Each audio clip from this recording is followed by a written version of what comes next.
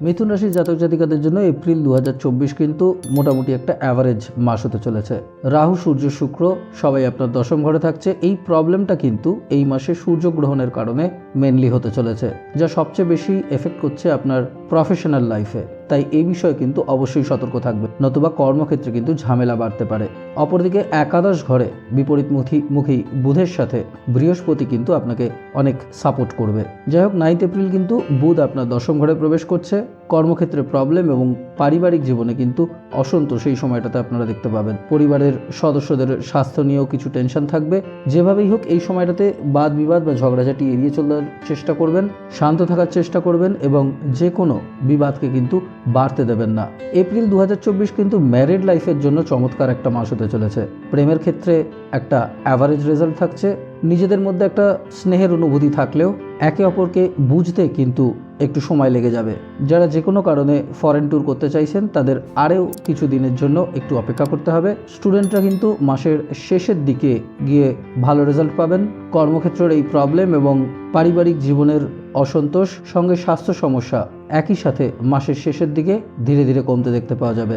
নমস্কার, কালপুরুষ অ্যাস্ট্রোলজির পক্ষ থেকে সকল দর্শক শ্রোতা বন্ধুদের অনেক অনেক ধন্যবাদ এই ভিডিওটি দেখার জন্য। চন্দ্র রাশির সাপেক্ষে মিথুন রাশির 2024 এপ্রিল মাসের এই আলোচনায় আমরা একটা সাধারণ বিশ্লেষণের মধ্যে দিয়ে জানতে চলেছি আমাদের স্বাস্থ্য, শিক্ষা, কেরিয়ার, অর্থ এবং পরিবারের মতো বিভিন্ন বিষয়গুলি সম্পর্কে। ভিডিওটি ভালো লাগলে অবশ্যই লাইক, শেয়ার এবং চ্যানেলকে সাবস্ক্রাইব করবেন, যাতে এরকম আরও নানা আলোচনা নিয়ে আমরা আপনাদের কাছে সহজেই হাজির হতে পারি। প্রথমেই কর্মজীবনের বিষয়টা দেখে নেওয়া যাক। এই মাসটা কিন্তু কর্মজীবনের ক্ষেত্রে উত্থান পতনে বা আপস অ্যান্ড ডাউনসে পূর্ণ থাকছে।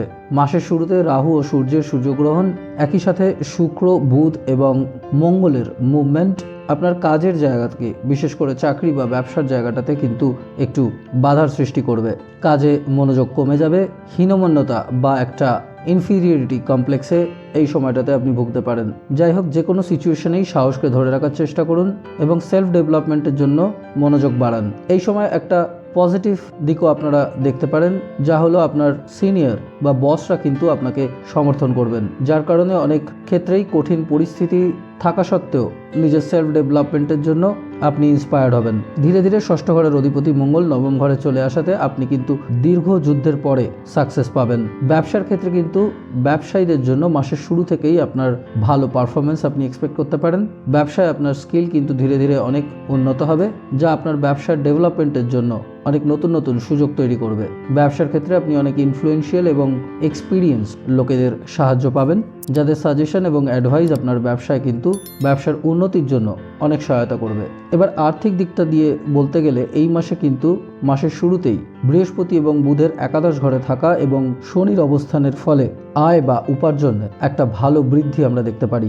বিশেষ করে বৃহস্পতির কৃপায় কিন্তু আর্থিক পরিস্থিতি নাটকীয়ভাবে উন্নতি হতে পারে।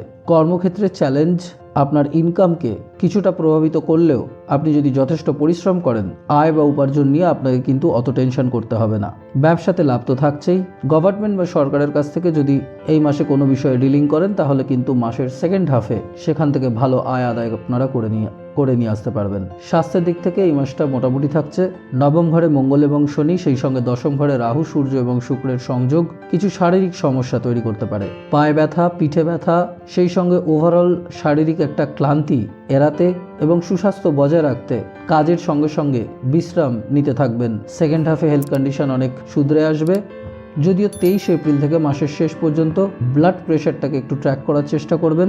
স্বাস্থ্যের দিকে নজর রাখলে এই মাসে স্বাস্থ্য নিয়ে তেমন কোনো বড় সমস্যা ফেস করতে হবে না। প্রেম, বিবাহ এবং পার্সোনাল রিলেশনশিপগুলোর ক্ষেত্রে এই মাসে কিন্তু প্রেম দুর্দান্ত রেজাল্ট দেবে। বুধ এবং বৃহস্পতির পঞ্চম ঘরে দৃষ্টি আপনাদের মধ্যে কমিউনিকেশনকে দুর্দান্তভাবে ডেভেলপ করবে। মনের কথা একে অপরকে বোঝাতে তেমন একটা অসুবিধা হবে না। আপনার প্রতিটি আবেগের প্রকাশ অনেক পজিটিভ প্রভাব ফেলবে। যাই হোক, 23 এপ্রিল থেকে মঙ্গলের দশম ঘরে প্রবেশ এবং পঞ্চম ঘরে এফেক্টের কারণে কিছু ছোটোখাটো বাদ বিবাদ হতে পারে। সব কিছু ঠিকঠাক চলা সত্ত্বেও হুটহাট করে মতের অমিল এড়াতে ধৈর্য ধরবেন। সম্পর্ককে মসৃণভাবে চালাতে ছোট ছোট কিছু সমস্যাগুলোকে উপেক্ষা করবেন। বিবাহিত দম্পতিদের জন্য কিন্তু মাসটা দারুণ যেতে চলেছে।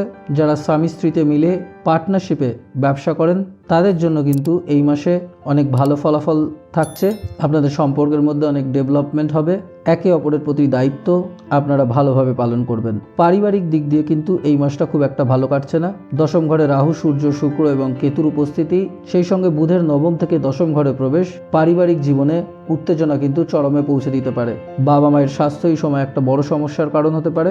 টেনশন অনেক ক্ষেত্রে এতটাই বাড়তে পারে যার কারণে হসপিটালাইজেশনেও সম্ভাবনা থাকছে। তাই সতর্ক থাকবেন এবং তাদের স্বাস্থ্যের উপরে নজর রাখবেন। 9 এপ্রিলে বুধের পরিবর্তন পারিবারিক জীবনের জন্য ভালো ফল দিচ্ছে না। একই সাথে 23 এপ্রিল মঙ্গল দশম ঘরে প্রবেশ করার কারণে এই সিচুয়েশন আরও খারাপ হতে পারে। ঝগড়াঝাটি, অশান্তিকে এড়িয়ে চলার চেষ্টা করবেন। কথাবার্তায় নিয়ন্ত্রণ, প্রয়োজনে পরিবারের সঙ্গে একটু ডিস্টেন্স মেনটেন করা এই সময় ভালো ফল দেবে। তাহলে আজ এই পর্যন্তই। ভিডিওটি ভালো লাগলে অবশ্যই লাইক, শেয়ার এবং চ্যানেলটিকে সাবস্ক্রাইব করবেন, যাতে এরকম আরও নানা আলোচনা নিয়ে আমরা আপনাদের কাছে সহজেই হাজির হতে পারি। আবার দেখা হবে নতুন কোনো ভিডিওতে, নতুন কোনো আলোচনা। ভালো থাকবেন, সুস্থ থাকবেন। নমস্কার।